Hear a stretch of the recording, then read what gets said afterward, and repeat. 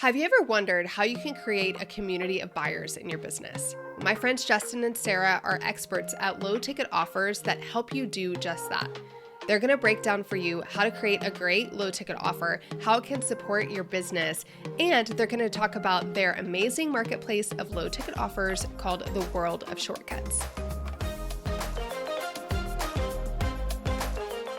I'm so excited to have my friends Justin and Sarah with me today. We have journeyed together over the last few years of business, and I've seen the evolution of their businesses. Justin was working in high production virtual workshops. Sarah was working in the sales page space, writing copy for some of the industry leaders. But in 2020, they came together and they're like, hey, we actually want to create businesses that give us more freedom as business owners. And so they decided to help business owners create simple digital products.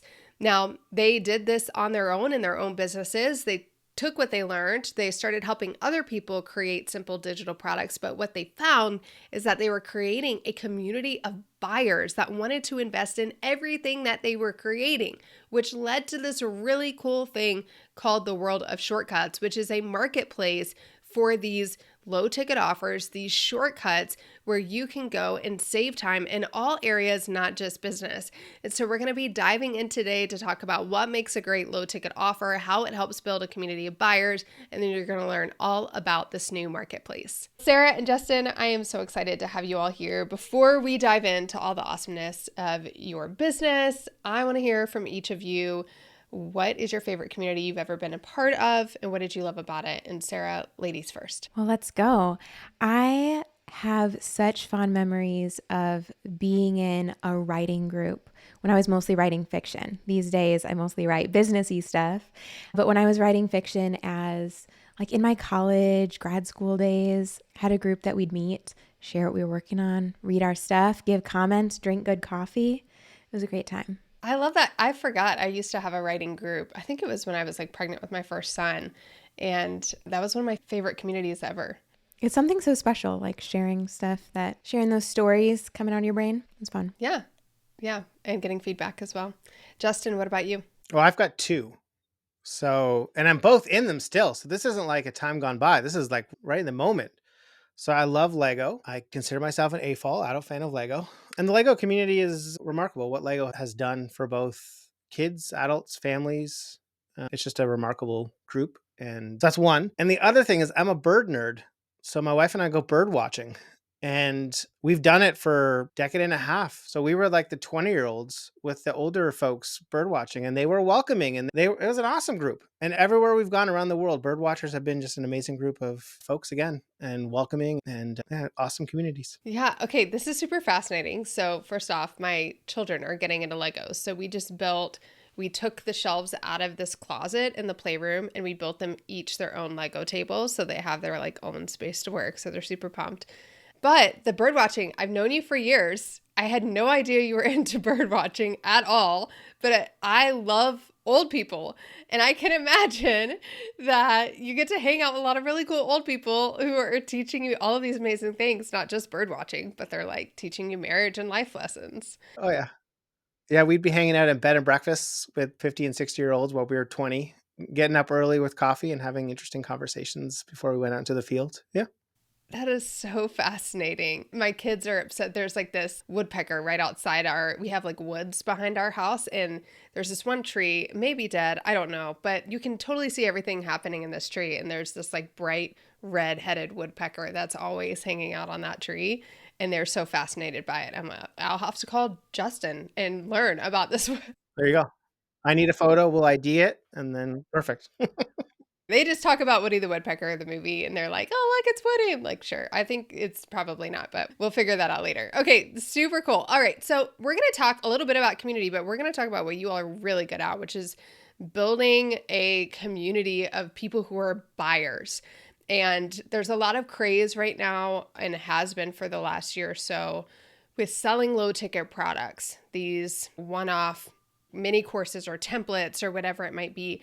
But you all have been in that game for a while. So talk to me a little bit about what is the benefit of having something low ticket in your product suite, especially for those that might have like the $1,000 or $2,000 course? For us, we see low ticket products as such a powerful trust builder, especially in a day and age where most of us, I'm going to guess maybe every single person listening right now, has been scammed or burned or disappointed by an online investment that they've made. And so even if you're game to invest in a 1 or 2K program and you're like, yeah, I'm ready to make like a commitment in this area of my life. Like I want to grow my business. I want to work my relationship, whatever the case may be. You don't want to spend that and be disappointed.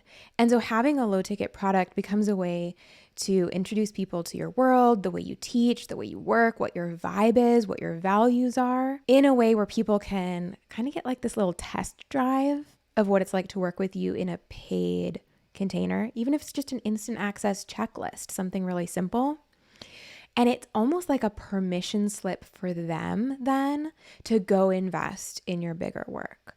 So that's one of the most powerful ways we see it used for people who do have the 1 or 2K course or the mid-ticket membership or a bigger program or service. Yeah, I think people pay with either time or money.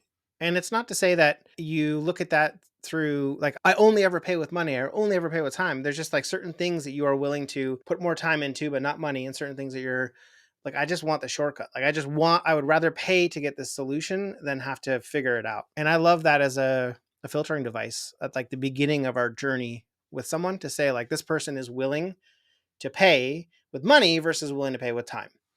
And it means that there's a whole host of things that we've noticed in doing this for as long as we have. People are more likely to show up. People are more likely to get results because they've shown up.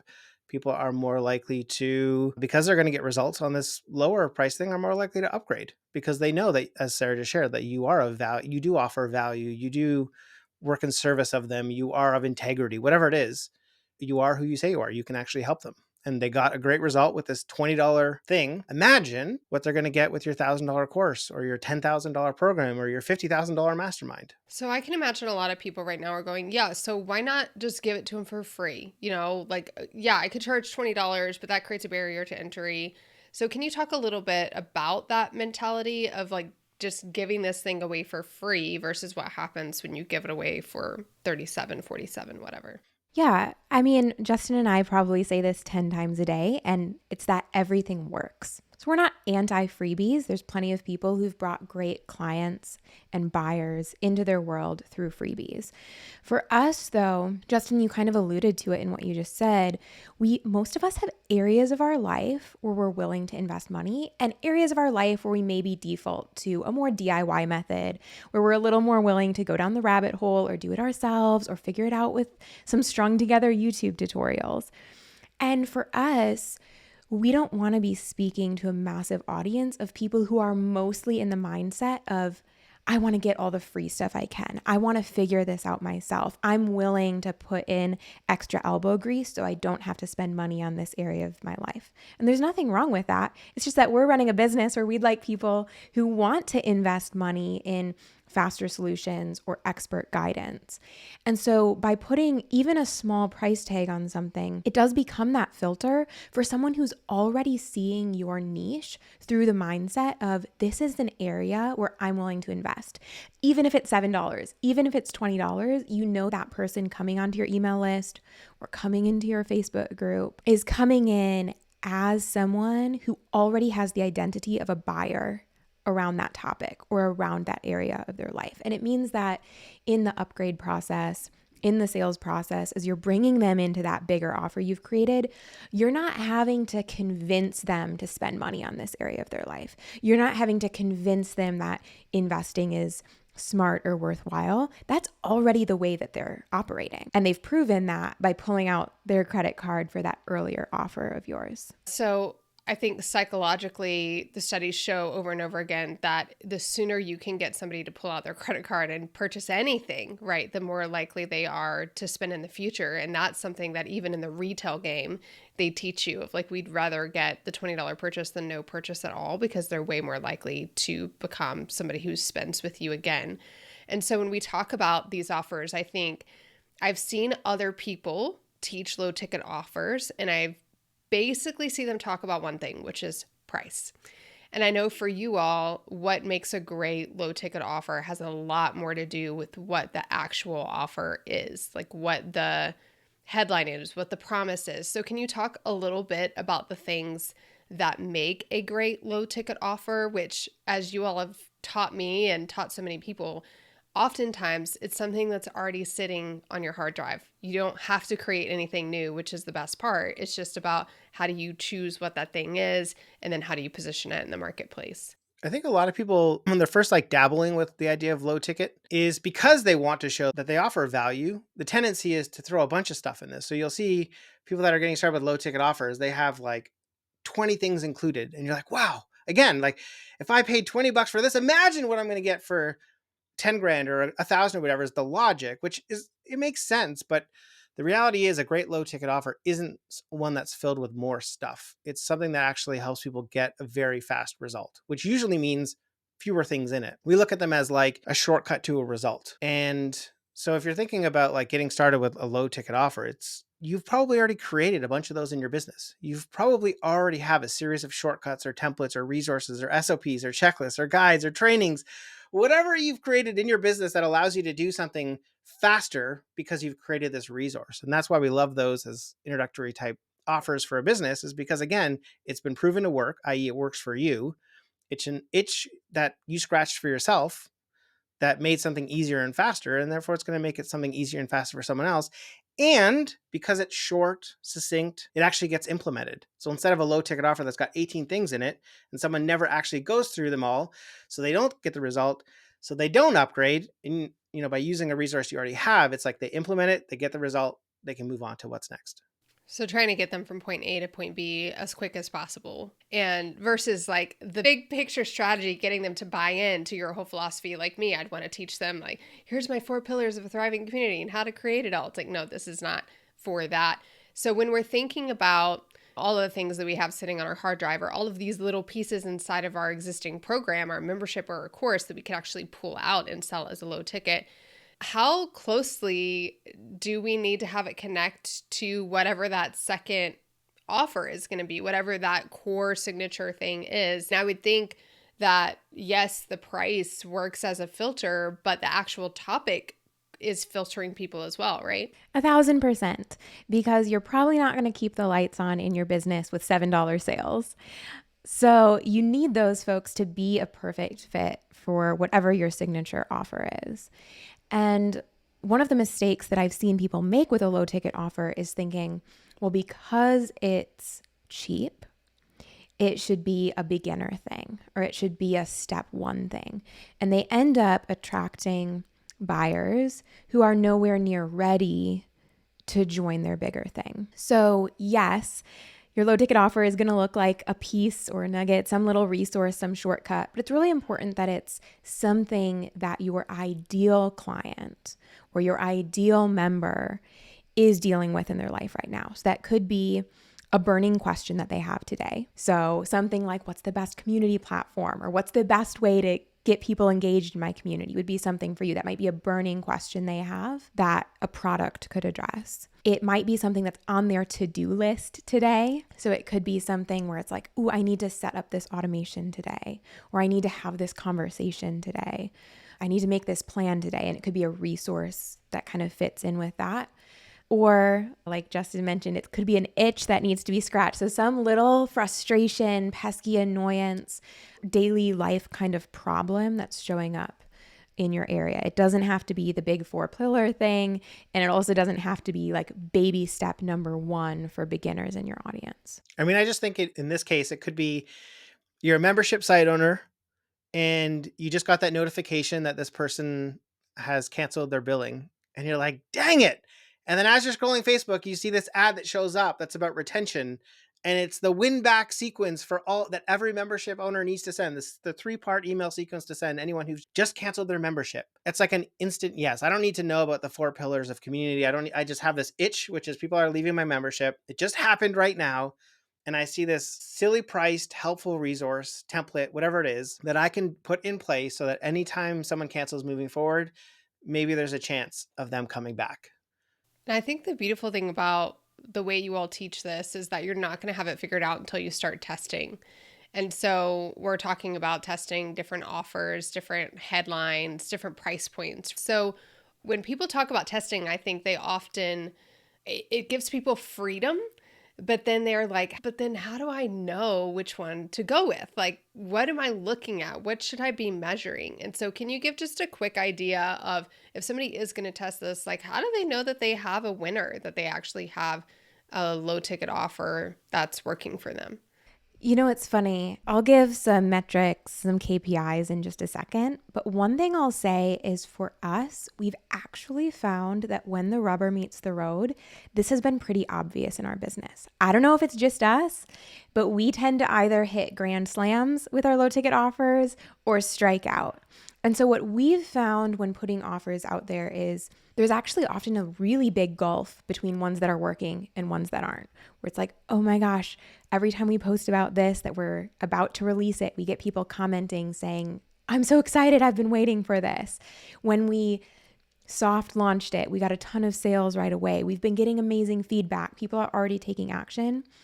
Or it is like crickets. And we're like, wow, this one didn't work. So I'm just sharing that from our personal experience. We have not had to often parse a lot of very complicated data to figure out, is this working or not working? For us, it's been pretty obvious, and our audience or the folks we're running ads to have told us pretty clearly, I'm interested in this or I'm not interested in this. I will say though, general things to look for would be, are you getting a ton of questions about this before people buy? That's a bad sign. We want this to be an impulse buy, that people are within 30 seconds saying, oh my gosh, this is exactly what I need. I've been waking up to cancellations every day from my membership. I need this win back sequence. If you're getting questions like, will this work for me if I'm confused? Will this help me if I'm in this situation? And you are having to do like sales heavy lifting on a $7 product, it's a sign that it's missed the mark a little bit. It's a bad sign if it's bringing in people who you can see there's a wide gulf between who they are and who your ideal clients are. So if you're like, oh, the people who are DMing me or commenting on my ad or responding to my welcome email for this product are not ideal folks. Another thing to look for is, of course, upgrade numbers. So that's going to be different depending on what your back-end product is and what your sales process is. So I can't give like a blanket percentage, but if you've sold 100 copies of your low ticket product and no one has upgraded, like it's not working. There's some gulf in between the product that you've put out there and the offer you're trying to get people into ultimately. A lot of our low ticket offers are ad driven. So it's also very clear, is this costing us a lot of money to get someone to buy it? And that doesn't work. Like we don't run a business where we're okay acquiring buyers at a loss. For us, we don't need to make money, but we do need to break even. So if our put an offer out and it doesn't work, and we then make some changes, whether it's to the sequence, the upsells, downsells, whether it's to the sales page, whether it's to the ad creative, all the things, and it's still costing us money, it's like, okay, we got to change it up. So we'll put another offer out there. So that's really the concept of a self-liquidating offer, which is what a lot of people use their low ticket offers for, which is to help supplement their ad budget essentially. So I may put $1,000 in ads, but I sold $1,000 of this $47 product. So anything above and beyond that is gravy. And that's, how I think they have become more popular. And I know one of the things that you all do that's kind of next level, which I know a lot of people we listen to or that listen to this are more advanced, and so they already have their low ticket offer. But you all are also really great at maximizing that. So upsells, downsells, OTOs, all the things. Once somebody has that low ticket offer that's working for them, how can they then maximize beyond that with things like upsells? Yeah. So what we've found is that people who are looking for solutions are often looking for more than one solution, or they're willing to invest in one shortcut. They would be excited to get something additional that saves them even more time, or helps them get even better results, or helps them get some expert feedback on the thing that they've created. So for us, because we are running ads to most of our front end offers, it's essential. It's not optional. Like we have to have bumps and upsells in order to hit that break even point, the way that our ads are right now. But we've also found that Something we love using even in our organic funnels, even if someone's coming in through our warm audiences, for a couple of reasons. First of all, it allows us to keep the core product really simple, which is key. We don't want to overwhelm people with the core product. We don't want people to log in one time, see a whole host of deliverables and get overwhelmed, log out, and never come back. That's not a good experience. We love keeping that core product so simple to make sure that people actually have a touch point with us instead of getting overwhelmed and bailing. It also means we can see who our hottest leads are right away. So if someone comes in and buys everything in a funnel, we know that that person is probably in a different spot than someone who buys the first product and doesn't get any of the upgrades. That's fine. That's totally fine. That is completely normal, awesome buyer behavior. But it means that if we want to personally reach out to that person that just bought everything, if we have, a higher ticket service that we want to make an invitation for, it's really easy for us from a data perspective to see who those hot leads, invested buyers are. Yeah. And for you, the bump, for those of you that aren't familiar with that, that's like when they're checking out, it's just a quick check the box to add this one very obvious thing. And then the upsell doesn't necessarily have to be more in price, which I think is something that's false. A lot of times it is, but that's often supplementary or complementary. But I think I've heard you all say that the one thing that you want to make sure you do to be in integrity is that the product that they bought initially has to be able to stand on its own 2 feet. It's not like you can't do this result without having this other thing. It's just like, oh, do you want to get this faster? Or if you got this, you're probably going to need this now too. So yeah, thinking about it like that. And I would just say, if y'all have never experienced this, hunt down Justin and Sarah, go through one of their funnels because they do this really well and they're always playing with and testing bumps and upsells and all of that to try and figure out how things are converting.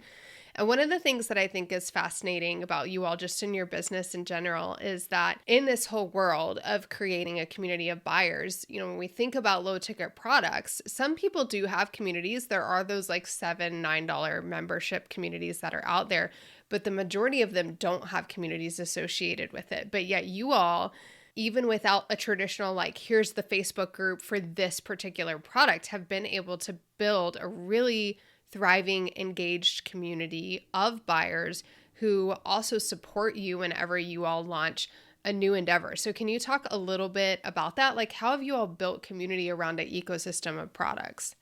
I'm going to jump in before Sarah talks about her special sauce, because that's largely how we've done it. But it does go back to what you just shared, which is a lot of people are interacting with us for the first time via an ad. So they have no idea who we are. They just see a product. They're like, oh, that's helpful for what I'm currently needing help with, so I'm going to buy it. And if their first interaction is buying a product that sends them through a gauntlet of upsells and downsells and bumps, that all it does is make them feel like the product that they actually wanted and bought wasn't enough or didn't fulfill on the promise, then we wouldn't have a community of buyers. We'd have a community of people who are upset and chargebacks and refunds.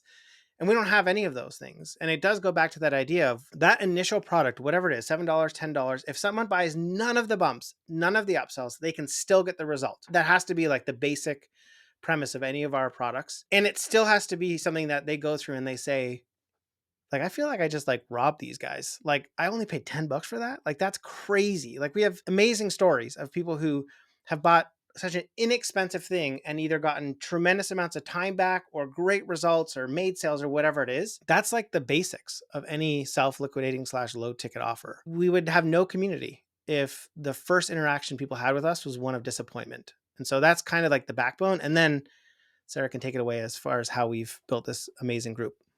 I love that you started there, that it starts with creating a product that people are excited about enough that they want to rally around it, that they want to rally around the vision, that they want to stay connected or share their stories from experiencing or implementing the product.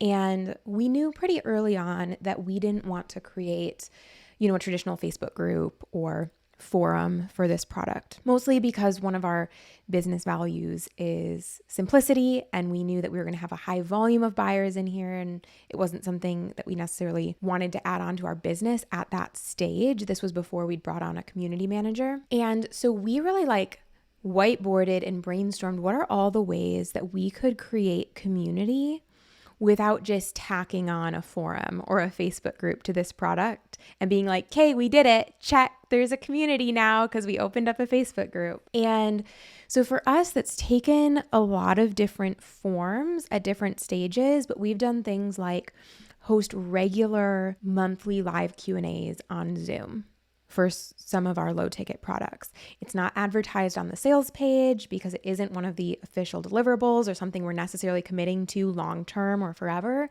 but we'll send out emails saying, hey, because you bought blank, we want to give you a special invite to a behind the scenes Ask Us Anything on Zoom that's happening on Tuesday at 2 p.m. And so, it's lighter for us than managing an ongoing community or promising that we'll do this every single week or month forever, but it's created these touch points with buyers that we never would have had.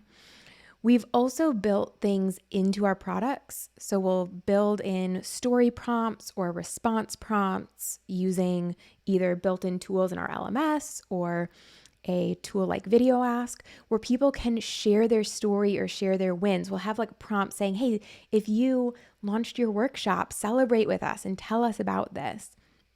And so we'll get these messages from people that then we can respond to. We can send a video back. We can send an email back and celebrate them and acknowledge hey, there's probably not a lot of people in your life that understand what a big deal it is to launch a workshop. Your neighbor probably doesn't care.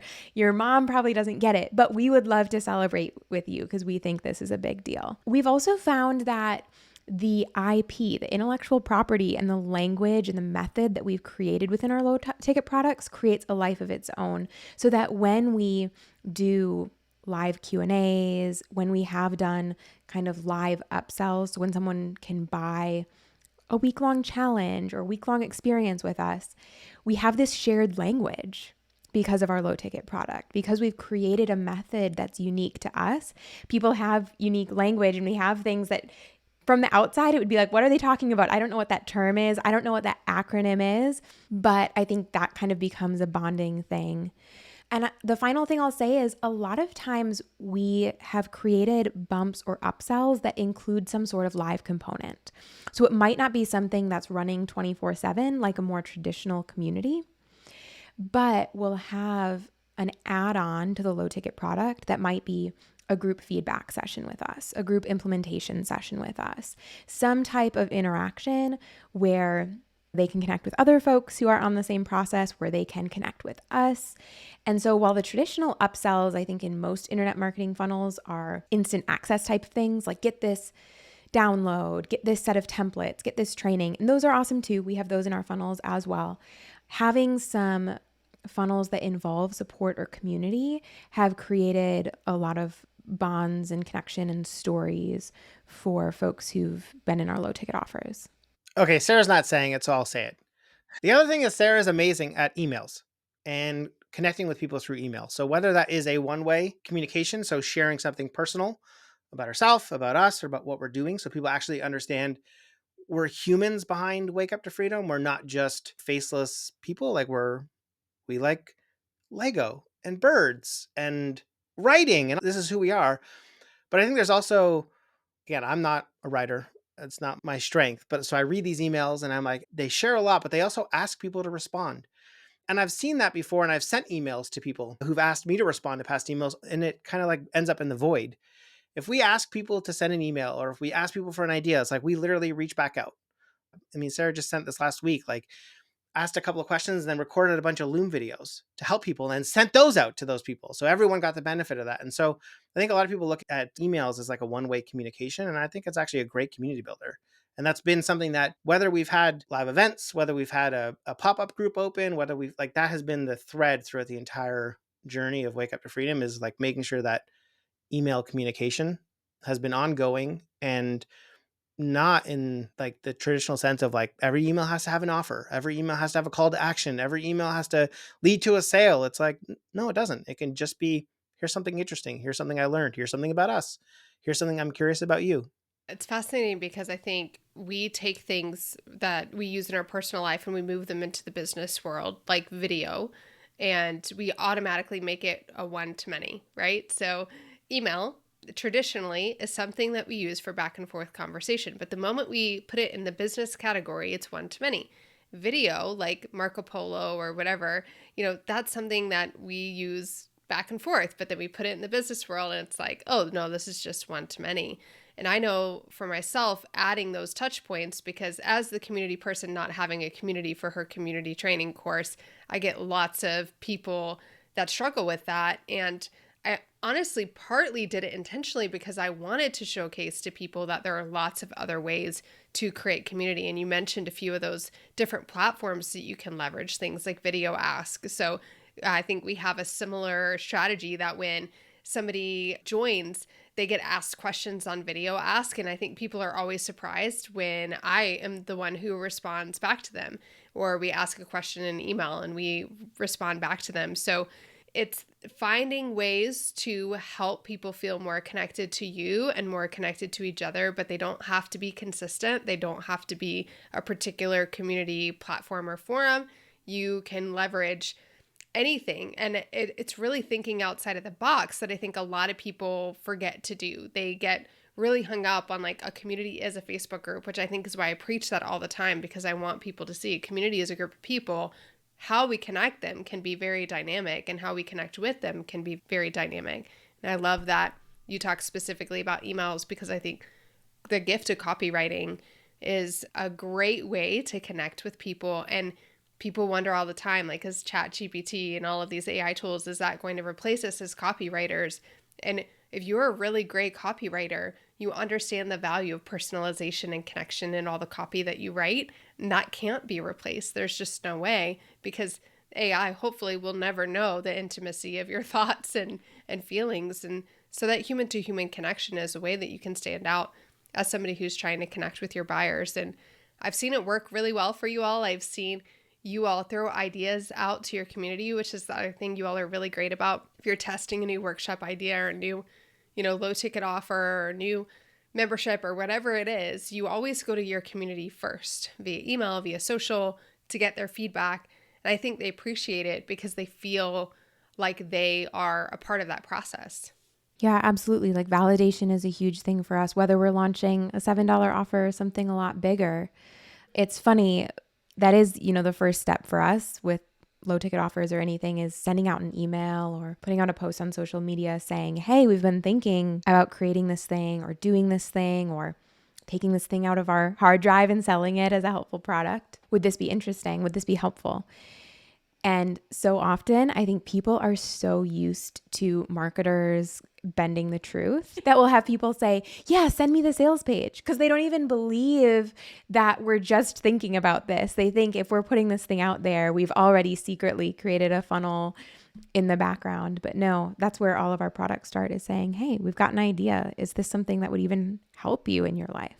Yeah, versus spending a whole bunch of time building something before you even know if people want it. The name of the business is Wake Up to Freedom. And we that's literally at the core of everything we do. And the idea of creating products that aren't helpful, that take a ton of upkeep, or putting out offers that are really difficult to sell, there's just so many other things we could be doing. So we would rather just put up a quick post or an email, detach from the result. So what we think people are going to do, just detach from that and just let the market decide. Except the market isn't just the market. It's a group of amazing humans who have been in our world for a couple of years. And is this actually going to be of service to them? Is this going to be helpful? Are they at a different spot? Do they need this? Some of our things that we thought would be the best things just fell flat. And some of the things that we're well, people won't really need that or want that, but we'll just try it, are just home runs. And it's that magic happens by just putting it out there and just seeing how people respond. Yeah, and you mentioned this briefly, the Wake Up to Freedom. I think one of the things that you all probably don't give yourselves enough credit for is your ability to create a brand and to create a culture around that brand. And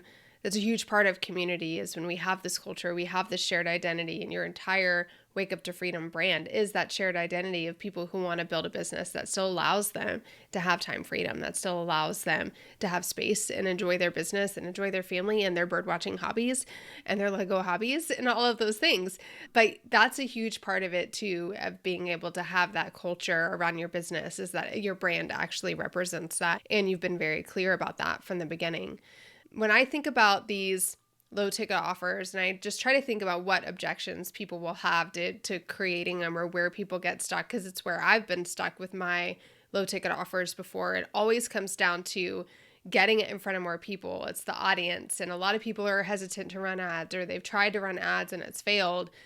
You all saw that with all these people you were running. You have a training, right, that teaches people how to create these. So we could talk about that. Like, you have this training. So if you're like, I want to do a low ticket offer, Sarah and Justin have the thing. Look for the link in the description that's going to tell you exactly how to create this step by step, from offer validation all the way through creating the product.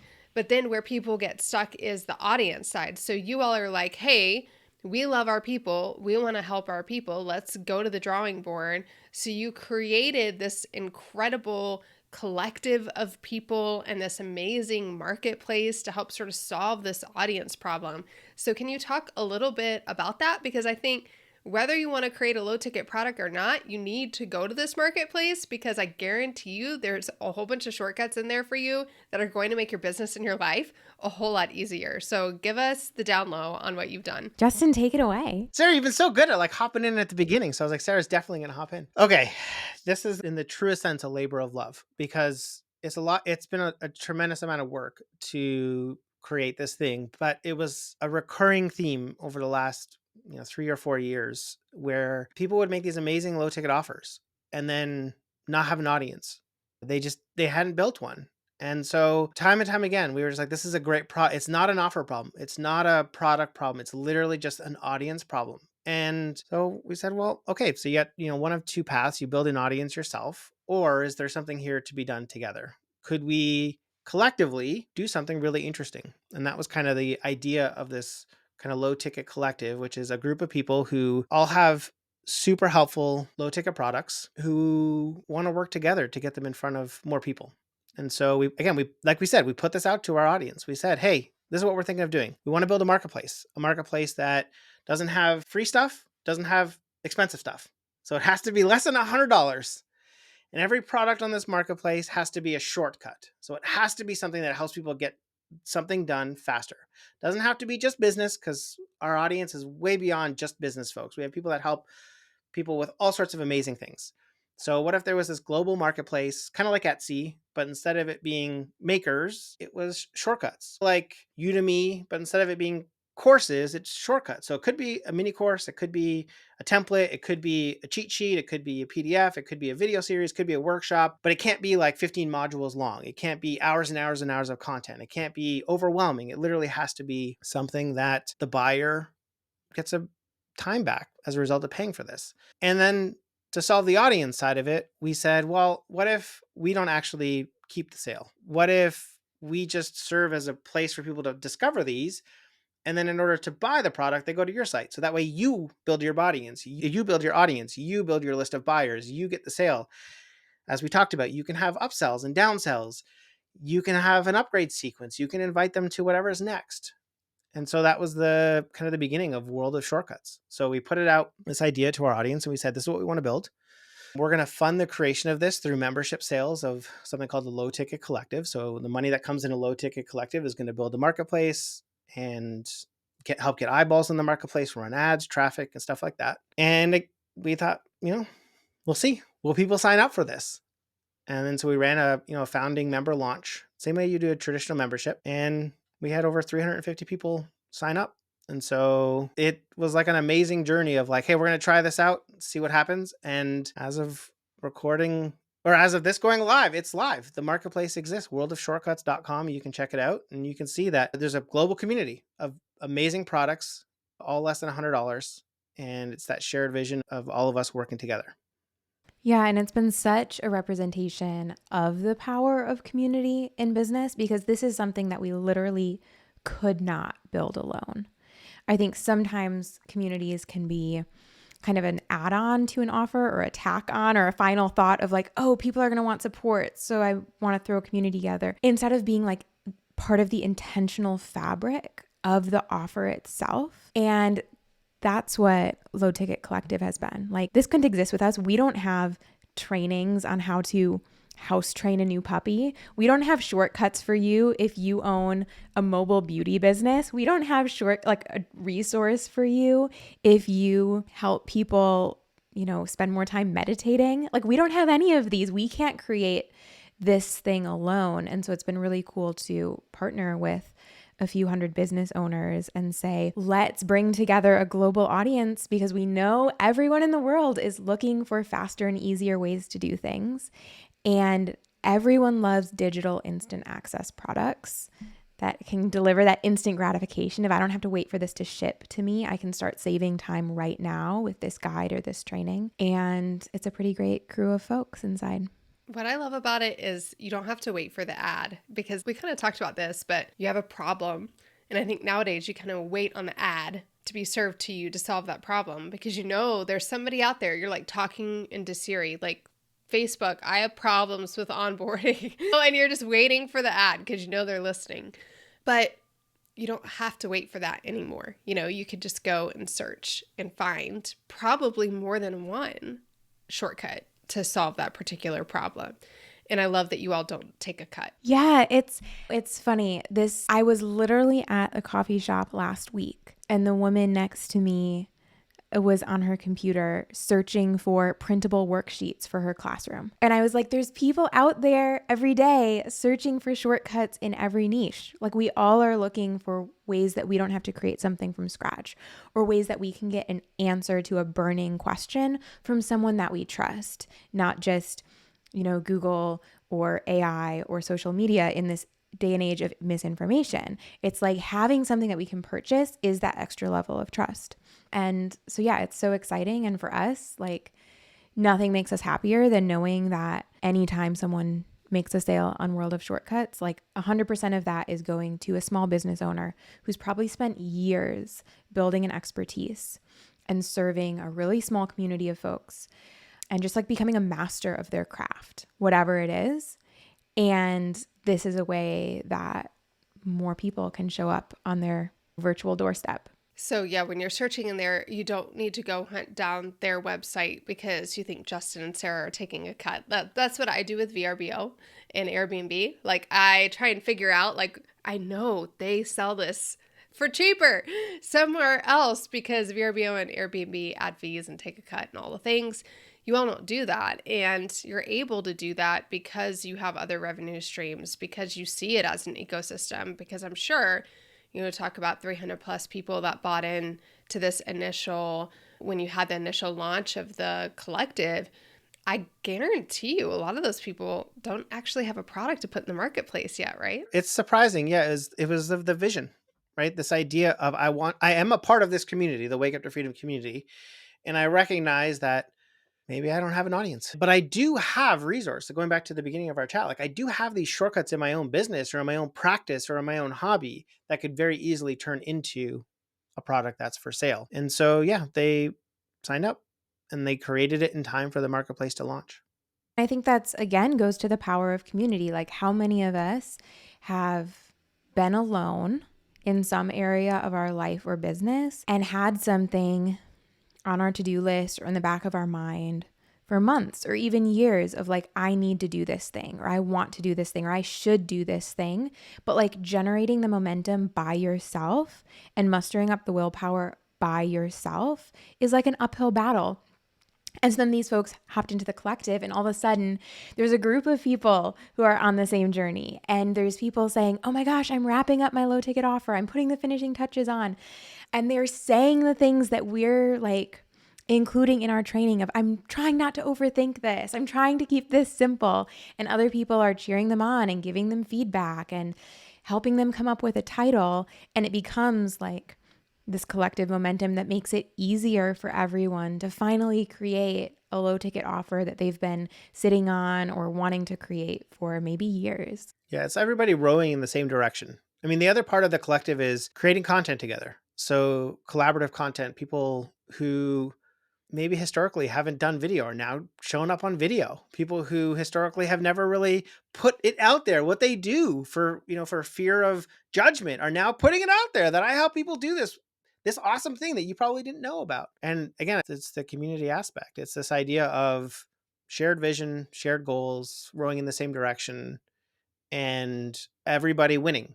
One of us wins, all of us win. That's kind of the goal. If someone buys a product from the shortcut, well, the shortcuts, even if it's not yours, it's like you collectively win because now that person has gotten a result. They're going to go share it with a friend. They're going to come back for something else. They're going to talk about it the same way that Etsy grew really quickly. And it was like, hey, have you heard about this like really cool marketplace that you can go and find indie crafts or indie makers? It's like, you got to go to Kickstarter. It's the same kind of story. It's like, that's what we want. And so everybody that hopped in at the beginning and everyone that's part of it now, it's like, it's a shared, and every little win is celebrated.